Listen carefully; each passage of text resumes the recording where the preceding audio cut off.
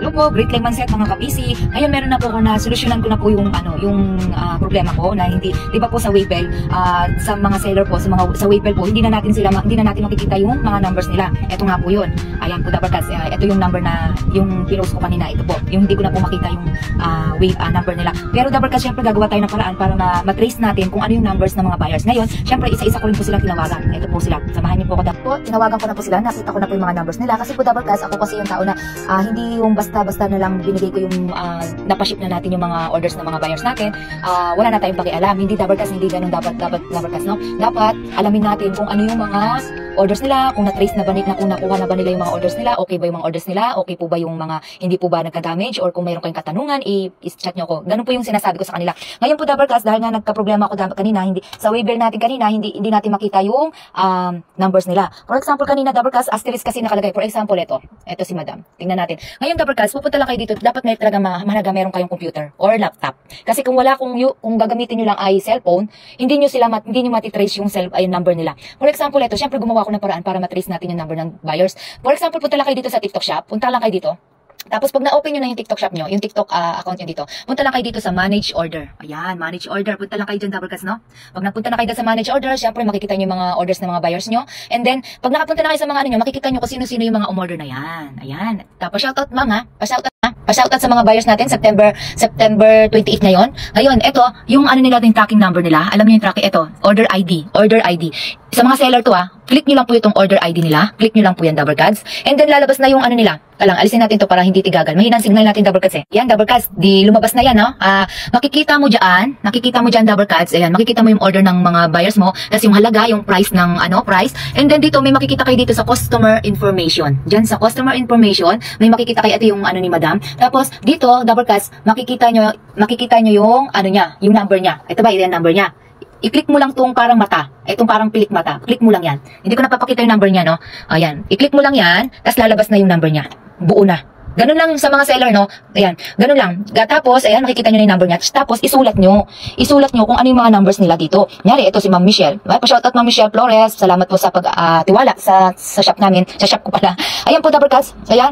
Si Ma'am Michelle, nilagay ko yung number niya dito. Yan, nilagay ko yung number at kinontak din ay dahil GCash siya, nagbayad na sa GCash, hindi ko na siya kinontak. So punta tayo dito sa ibang hindi COD siya, no? Punta tayo dito sa COD. For example, ito si whitening lotion, umorder si Ma'am. Ito punta tayo dito sa order ID.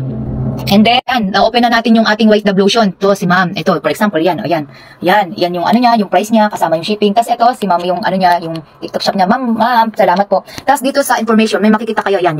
Ito yung number niya, diba, naka-blanco siya, naka-asterisk siya. Para nga hindi nga naman matalino nga si TikTok, no? Magaling talaga. At IT talaga. Tapos ito, may makikita kayong pilik mata dyan. Click nyo lang yan, double cards. Click nyo lang. Yan, kinilik ko siya. Makikita mo na yung buong number niya. And then, makikita mo na, tapos ito, dito, sinulat ko na siya. Sinulat ko na yung order ni Madam. Ay, yung yung number niya. So, tinawagan ko si Madam at lahat ng mga umorder ngayon, tinawagan ko sila at nag-confirm sila na yes. And then, sinabi ko rin kung kung kailan darating yung mga parcel nila. Thank you sa lahat ng mga buyers natin at lahat ng mga umorder. Salamat po na maraming. At tignan natin kung ano yung mga, yung mga products. Ang tawag dito? Ito, dito naman tayo sa products ratings natin, double cards. Thank you so much sa mga buyers natin, double cards ha. Ay, thank you naman, no. Magbasa tayo ng mga good feedback sa shop natin, no. Unahin na natin to si Ma'am Ana. Ma'am Ana. Hindi pa po natin nare-replyan pala si Ma'am Ana. Very responsive seller, super bait pa.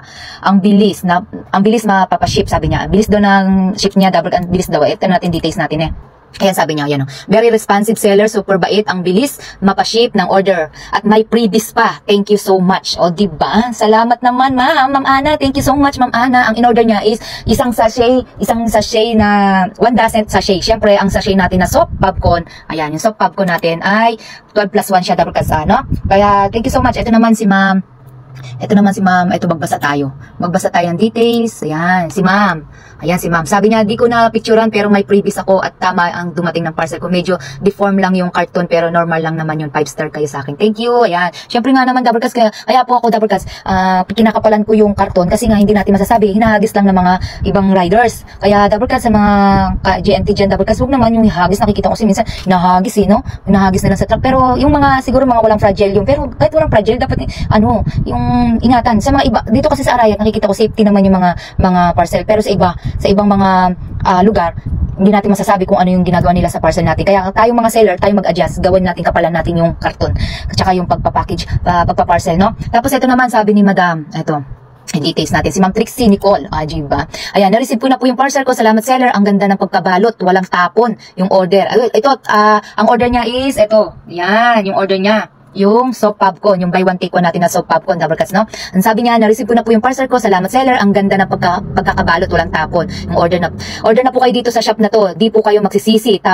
Tapos ang bait ni seller at rider, order ako ulit na pag naubos. God bless po seller. Marami ka pang magiging customer. Ay, salamat naman. Salamat naman sa buyers na to. Kay Ma'am Trixie Nicole. Pa-shoutout Ma'am Trixie Nicole. Ang sarap ng pagkakasabi mo sa akin, no? Sabi niya, order na kayo dito sa shop na to. Sabi niya, order ako ulit pag naubos. God bless seller. Sana marami ka pang maging customer.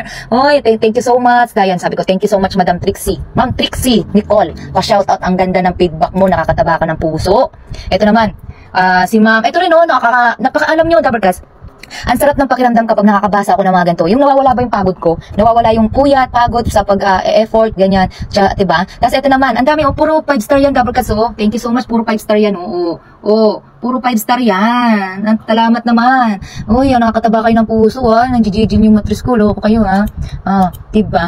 Ayan, basahin natin to. Si Ma'am, nakakataba kayo ng puso. Ito, bagong to, yan, yung in-order niya. Yan, yung ating Herbs and Beauty. Nakabundle siya, dapat. Siyempre, meron tayong pa-special dyan. Sabi niya, ang bilis ng deliver, super. Okay po, salamat sa uulitin, sabi niya.